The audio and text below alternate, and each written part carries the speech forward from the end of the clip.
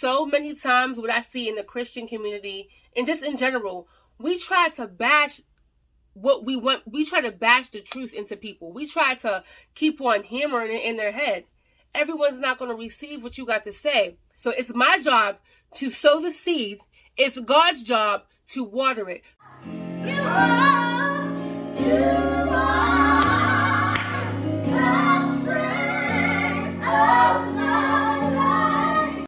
What's happening, y'all? Welcome back to the channel. It's Nefertiti, and I'm back with another video. Hey. How you doing? What's good? How you doing? What's up? Can I just keep in touch?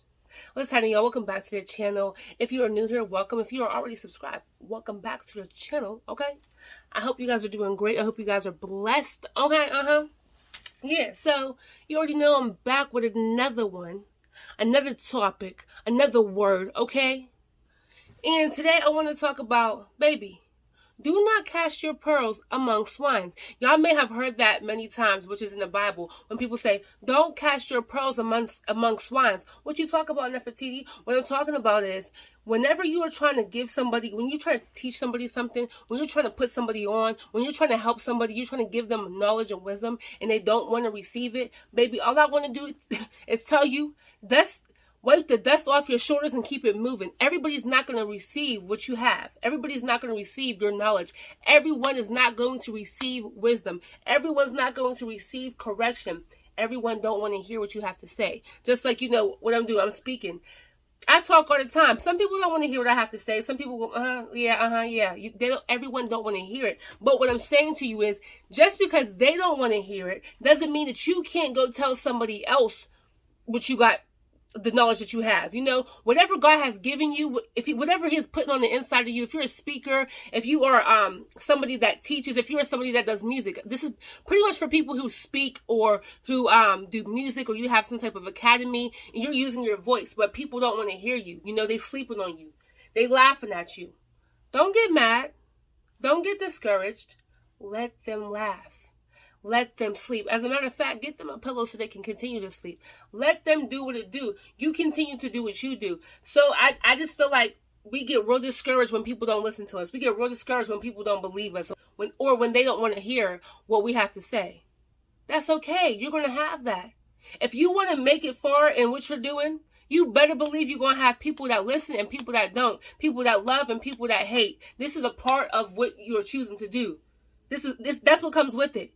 You go, listen, even Jesus, when Jesus was going around and preaching the word, y'all, the people that he grew up with, the people in his hometown, did not even want to receive the fact that he was Jesus Christ. They didn't want to hear what he had to say. They didn't even believe him whenever he did miracles, y'all. He was healing people and delivering people from demons and healing people from diseases, and people still was like, he's not the Messiah. His sisters lived down the street. He ain't nobody for real. What did Jesus do? He didn't sit there and try to pound it in their head. He wiped the dust off his shoulders and he kept it moving. Sometimes we just have to wipe the dust off our shoulders and keep it moving. If you know that what you got on the inside is valuable, and you know that you're just trying to help somebody, and you know what you have is going to help them and they don't want to receive it, baby, don't let it bother you. Listen, the people who speak the truth are the ones that get the most hate, right? Let's look back at like Martin Luther King. Let's look back at what's his name? If you look back at all the people who are great and the people who speak the truth, they get the most hate. But did that stop them from speaking the truth? No. They kept on speaking the truth because a certain amount of people, just because a remnant of people didn't want to believe them, they knew that somebody else would listen. Somebody else needs to hear what you have to say. Somebody else is going to receive what you have to say. Somebody else is going to learn something from what you're teaching. Everybody's not going to receive it, but that's okay. I just don't want you to get discouraged when they don't, because it is what it is. That's just the way it is sometimes. I was reading the Bible earlier, and there's a man in the Bible named, his name used to be Saul, but it's now Paul. Paul and Barnabas, they were going around areas that God was leading them to preach, right? And there's some people that didn't want to hear what they had to say, like they didn't receive them at all. As a matter of fact, some of these people ran them out of the town. Guess what they did? They didn't get mad. They wiped the dust off their shoulders and they kept moving, So just because people don't want to listen to you doesn't mean what you have to say is not valuable. You better keep on going. You better keep on talking, especially if it's the truth. People need to hear the truth. The truth is not popular, right? Nowadays, so many people want you to sugarcoat stuff. They don't want you to tell the truth. When you keep it real and you're honest about it and you're 100 and you're not lying and you're not sugarcoating and you're not compromising, baby, you're going to get so much backlash. You're going to get so much backlash whenever you're keeping it real. But you need to keep it real because what? The truth is going to set us free. We need the truth. So don't stop being real. Don't stop telling the truth. Don't stop speaking what you need to speak because these people need to hear it. Like I said, some people around you may not receive it. The people in your own home may not receive it. Your own friends may not receive it. But you better believe that if you speak in the truth, somebody is going to receive it. And even if it's just one person that you reach, that's one person that you may have been able to change their mindset. If you can change that one person's way of thinking, they can change somebody else's way of thinking, and then that person can change somebody else's way of thinking. That's 3 people that you already touched by just touching one person. So do not get discouraged. Keep on moving. Keep on going.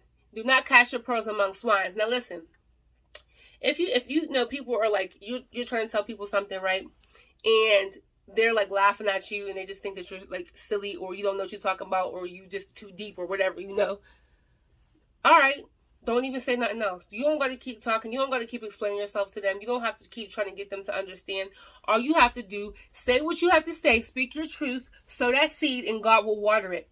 So many times what I see in the Christian community and just in general, we try to bash what we want. We try to bash the truth into people. We try to keep on hammering it in their head. Everyone's not going to receive what you got to say. One thing I learned is this. My job is to tell you what I'm supposed to tell you. So it's my job to sow the seed. It's God's job to water it. So I'm not about to sit here and beg you and plead and all that and so you can believe what I have to say so you can change. It's not my job to change you. I can't change you. I am only a vessel. I am only somebody who speaks. I am only somebody that God is using to represent him, right? So I am not God. I can't do everything. He gives us the power to do what he does, but he can touch your heart in a way that I can't touch your heart. So if I'm coming to you and I'm telling you something that you need to hear, I'm telling you the truth, I'm telling you something that's going to help you grow, and you don't want to hear what I have to say, and you laughing at me, and you think I'm stupid, or you think I'm silly, or you think I think too deeply, I did my job. My hands are clean. If God led me to come speak to you and you don't want to receive him, you don't want to receive what I have to say, you don't want to receive no prayer, you don't want to receive the truth, you don't want to receive no healing, I did my job.